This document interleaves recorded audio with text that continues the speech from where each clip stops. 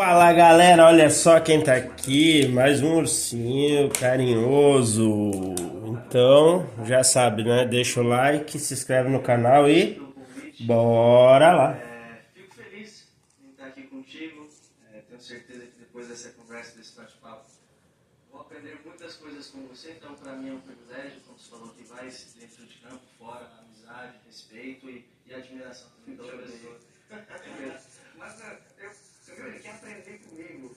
Mas aí não é sobre futebol, né? Também. Você já vai fazer nada. Não. Desse mundo a gente já ajuda. Vai morar em Porto Alegre? Onde parar? Cara, ainda não sei, eu não tenho uma base física. Não tem ideia? Desculpa, Tô de onde? sou goiano. Ah, não é muito. Não é bom. Minha família, por exemplo, tem casa lá. Eu não tenho uma casa. Quando eu vou pra Goiânia, eu fico na casa dos meus pais. Mas em Porto Alegre. Que legal, pô. E essa tua estrutura aqui, né? Cara, é legal, deixa eu te contar essa história. Quando eu venho pra Porto Alegre, como eu falei, não tem uma casa minha, casa do Arthur, não, nem em Goiânia, nem em lugar nenhum. E aí, obviamente, eu precisava alugar uma casa em Porto Alegre. Só que antes de alugar uma casa, antes de olhar qualquer coisa da casa, Isso lá ou agora na volta? na volta quando eu voltei agora.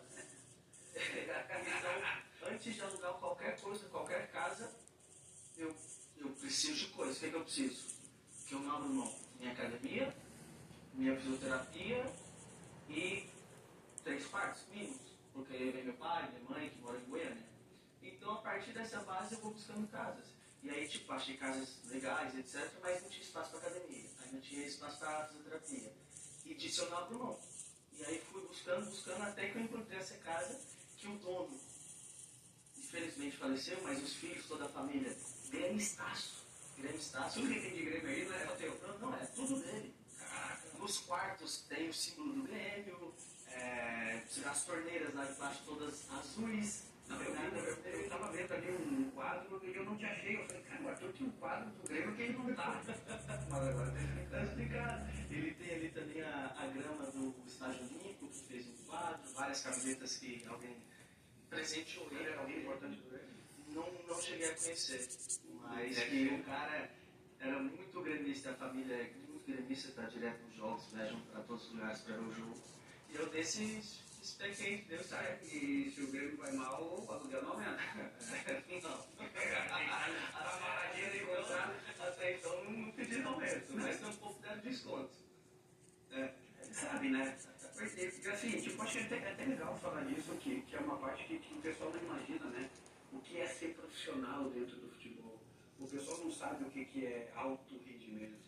Os caras não entendem. Eu sempre falei nas minhas falas, assim, eu estou sempre dizendo que o campo é o fim, né? O campo é 10%. Então, por isso que a gente bate muito nessa estrutura de Grêmio e Inter, de eles melhorarem as suas estruturas para poder ser competitivo. Nós já estamos aqui embaixo, né? Aqui já é difícil no contexto Brasil. E aí, muitas vezes, o atleta, tu no teu nível, vamos falar de toda a tua vida também, aí tu vem para um lugar, daqui a pouco, se permitir, depois a gente fala algumas imagens, porque é legal mostrar isso, claro. Porque muitas vezes tem o clube, tem os jogos, os treinos, etc.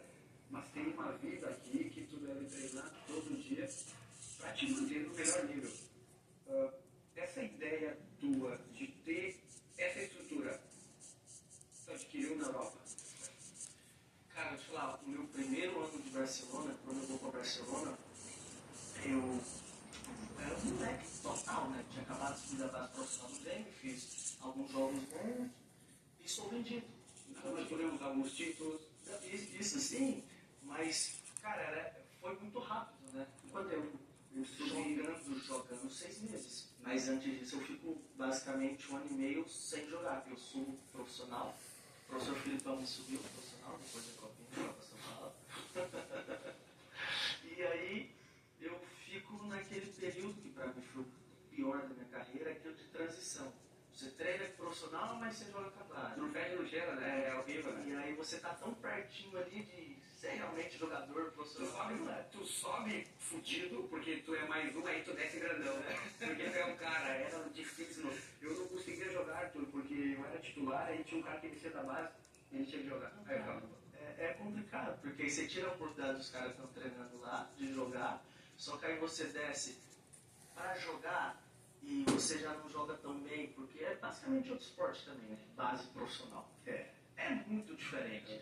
E aí você talvez não vai tão bem no jogo, você perde toda a confiança. Pô, se eu não estou jogando bem aqui, imagina no profissional.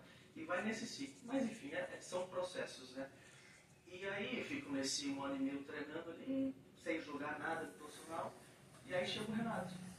Chega o Renato e começa a me dar oportunidade. Começa a falar comigo nos treinos, eu, pô, legal, né? Já tá me dando atenção, já me sinto valorizado.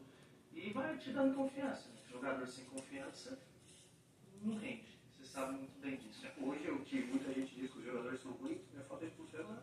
Ninguém chega no profissional. Não tem como tu chegar nesse nível sem talento, sem ter algo. E ninguém chega nesse nível só com empresários. Concordo. Tem de tudo, né? Mas nesse nível não. E aí, cara, Renato vem me dando oportunidade. Sim, é certo também que machuca um, machuca o outro. Mas ele confia em mim e me coloca pra jogar. E aí ele me coloca pra jogar, eu vou bem, ele vai me dando continuidade. Aí, Que ano é? 2017. Eu tenho trauma, cara. 2017. Eu tenho trauma porque eu falei, quando eu joguei contra, estava no Cruzeiro, eu não vi a cor da bola naquele jogo. Mas além disso, eu tive a jogar. E eu falei pro meu empresário assim, quero ver o teu na época. Falei assim, ó, se tu não vender esse cara pro Barcelona, eu juro por Deus, se tu não vender esse cara pro Barcelona, tu tá de sacanagem. Esse cara é feito pro Barcelona. Era o mesmo estilo, e vou te falar, tu também revolucionou a forma de jogar no Sul.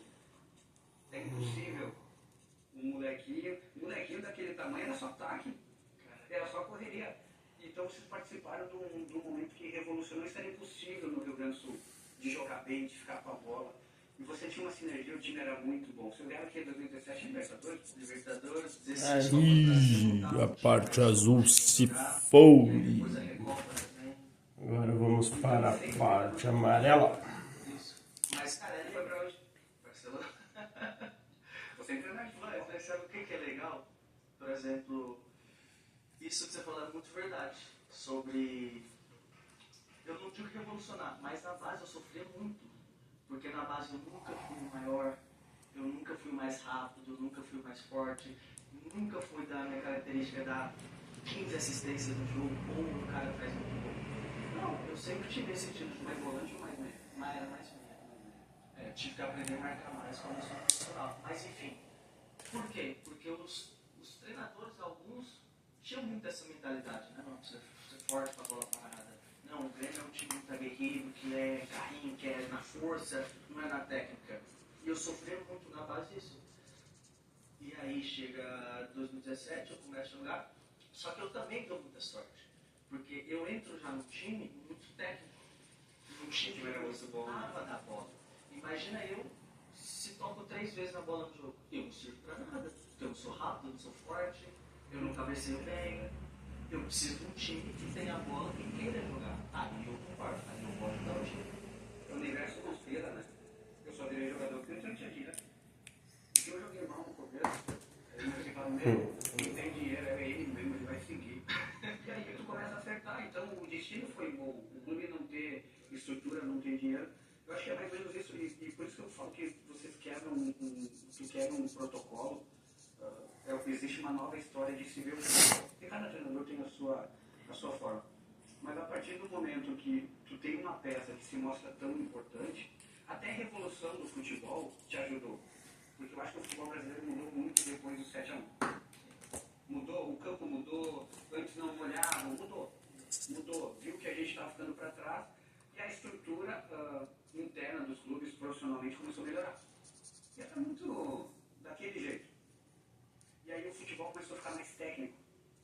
E aí eu acho que tu entrou na hora certa. Se em 2010 talvez era época diferente. Aí tanto que tu virou um meia, desde quando que no futebol gaúcho ia ter um volante que sabia jogar. Então eu acho que tu participou disso e hoje tu segue nessa batida. Né? Nós vamos chegar nesse momento assim da conversa. Mas eu acho que existe uma forma de ver futebol antes do Arthur, foi de Grêmio. E também também isso levou para o Brasil, porque no ano seguinte o Brasil queria copiar você. Pô, tem que trazer esse tipo de jogador. Então, assim, não sei se tu tá ligado da importância disso. Tu foi embora logo, né? Não, cara, eu realmente acho que teve um impacto. Obviamente, não foi só eu, era como eu falei, O Maicon foi importante também, o Maicon muito graça também foi marcado. E como não jogou tão bem como jogou no Grêmio no São Paulo, né? Talvez não estava o time tão encaixado, o time tão... Peguei ele no Figueirense no terceiro, tem coisas que gravam. Eu peguei esse jogo, ganhando 3x0, eu falando, os caras não podem ser tão bons assim. Ele sempre lutou, não desaprendeu a jogar. Claro. Mas no Grêmio foi onde teve aquela sinergia, porque eu te falei isso. Sofreu no começo também, né?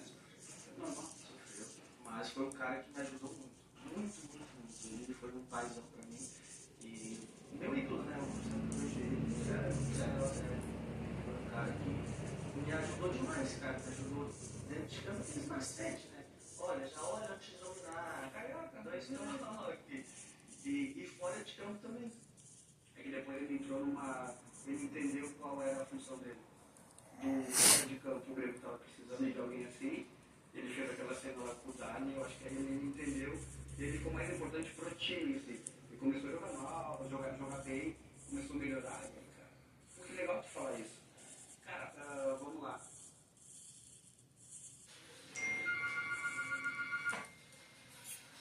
Nenhuma foto, nem vida vai chamar tanto a sua atenção quanto essa oferta de aniversário da Decolar. Viagem com até 50% off. Partiu Decolar.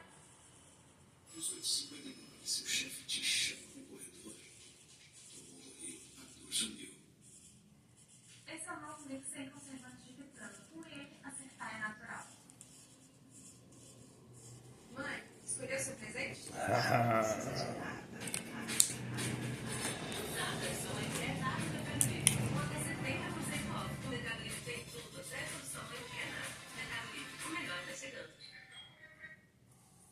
Vem junto para fechar o melhor negócio. Novo Spark, o SUV elétrico da Chevrolet, agora produzido no Brasil e com o menor preço do mercado. A partir de 144 mil. E que fundo nós vamos fazer nisso aqui? Condição do Brasil. Aproveite. Chevrolet.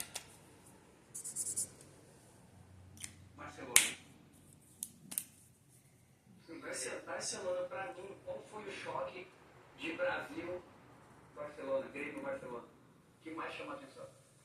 Pra mim são duas coisas. A diferença técnica, eu digo, dentro de campo, é muito grande. Mas também eu peguei um time que eram os craques de todas as seleções do mundo, né? Mas tu tinha que ser craque? Tu tem que ser bom para jogar com os bons? E cara, mas é um choque, tipo assim, caraca, que é isso, que nível é esse? E a outra, o profissionalismo. Foi ali que eu comecei a entender um pouco melhor que não era só dentro de campo. Quando você falou que o futebol, dentro do campo, ali são 10% que você mostra nos jogos, e eu concordo, hoje eu concordo com isso. Porque você tem que fazer muitas coisas para chegar naquele momento. E aquele momento dura o quê? 90 minutos? Então, tudo que você faz antes vai contando, vai somando. Então, para mim, Barcelona, minha impressão, assim, o que mais impactou foram essas duas coisas. Só que Barcelona foi um sonho de criança, poder ter jogado lá. Porque, como eu te falei, de criança, desde a escolinha, eu sempre tive esse estilo de jogo. Por exemplo, meus ídolos, Iniesta e Xavi. Não é um cara artilheiro. Eu gostava de como o Xavi dominava a bola e achava um passe Porque inteligente. aquele espaço do campo é o teu mundo, né? Então Cara, tu vai espelhar naquele... E eu me espelhava nisso. E tipo, meu pai até brinca comigo até hoje. Pai, é engraçado, né? Nem pra você, tipo, seu ídolo ser um cara artilheiro, pra você também querer fazer gol. E agora ele fala... Não, ele o charutão, o herói, valeu, filhão. acerta uns passos aí. Filhão sabe mais que eu. A família tá bem, não? Tá bem, graças a Deus, estamos por aí. Mas sempre pode eles vêm fazer nós. Olha aí! Tem minha infância pra adolescência foi aqui. Eles sempre vinham pra cá, seja minha mãe, meu pai, meu irmão. Ficou bastante tempo aqui. Fiquei 7 anos aqui. Erros e acertos do Arthur na Espanha. Na Espanha, eu acho que na Espanha foi o meu momento menos profissional. Foi quando eu me deslumbro um pouco. Eu vou pra lá e eu realizo um sonho de criança, de jogar naquele clube, o Gerson tinha saído, então querendo ou não tinha uma brecha. E seleção, né? Tu tava com E seleção. Só que cara, eu acho que eu dei muita brecha, tá? Eu fiz, acho que tive alguns erros e responsabilidade só minha, mas que me ajudaram a ser a pessoa que eu sou hoje. Mas não soube lidar com aquele sonho, né? A gente tem que cuidar com os sonhos. Quando nem tu tava no sonho, tu tava no Barcelona. O que tu fez mais errado que tu não tá? Cara, eu acho que eu cuidava muito pouco da minha saúde. E aí, gostaram? Talvez o fundo podia ser melhor, né? Mas vamos lá, deixem nos comentários o que vocês acharam. Valeu? Até o próximo vídeo. Valeu!